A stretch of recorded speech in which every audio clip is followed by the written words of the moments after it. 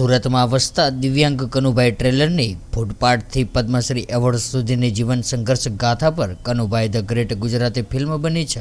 તેના નિર્માતા મહાવીરસિંહ પરમારે બનાવેલી ફિલ્મ સાંસદ રંજનબેન ભટ્ટે નિહાળી હતી. જીવન કનુભાઈ જે ટેલેન્ટ ફિલ્મ જે હતો જોવામાં આવી કેવી લાગી?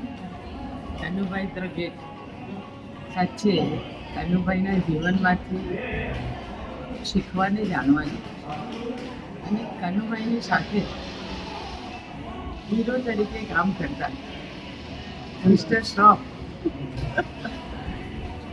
પોતે કેટલા એક વિચારથી ઊંચાઈ અને પોતાને એક ઘમંડ સાથે જીવન જીવતા દરેક વ્યક્તિને નાના અને તુચ્છ ગણવું, પણ જ્યારે એમનાથી એક ભૂલ થાય અને ભૂલ પછી સજા, અને એ સજામાં કનુભાઈ ટેલરના જ આશ્રમમાં રહેવા જવાની સજા થાય ત્યાં રહે અને રહ્યા પછી દિવ્યાંગ બાળકોની વચ્ચે, પરંતુ કનુભાઈના જીવનની ગાથા વાંચીને અને એક દીકરો જ્યારે આગમાં એ ફસાય છે રૂમમાં, એમને બચાવવા જવું અને બચાવીને પાછું આવવું, ત્યાર પછી જે પોતાના મનનું પરિવર્તન થાય છે, આ દરેક વ્યક્તિએ શીખવા જેવું છે કે જીવનમાં ભગવાને તમને ખૂબ ઊંચાઈ આપી, તમે ખૂબ સિદ્ધિ મેળવી, પણ જો તમે તમારા જીવનમાંથી, તમારા સ્વભાવમાંથી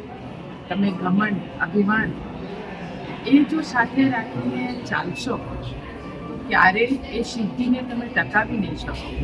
ભગવાને આપેલું જે કંઈ તમને અમૂલ્ય ભેટ છે એને ખૂબ પ્રેમથી સંભાળો, લોકોની સાથે શેર કરો, લોકો નાનામાં નાના માણસને સમજવા, સાંભળવા અને એની સાથે એને મદદ કરવાનો આપણે સૌ પ્રયત્ન કરીએ.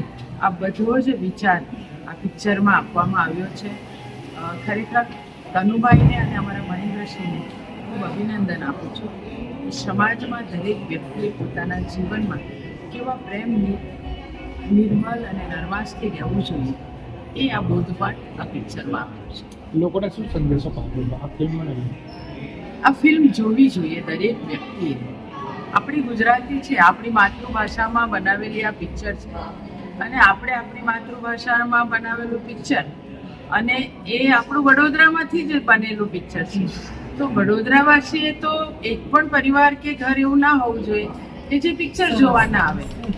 એટલે ગુજરાતના કોઈ પણ વ્યક્તિ કોઈ પણ ખૂણામાં હોય, ભલે ને બીજા રાજ્યોમાં પણ આ પિક્ચર પ્રસારિત થાય, પણ ગુજરાતી એક પણ આ પિક્ચર જોયા વગર ન રહે એવું મારા, અને એમાંય મારો વડોદરા એવું છે કે હંમેશા મદદ કરવાવાળું વડોદરા છે.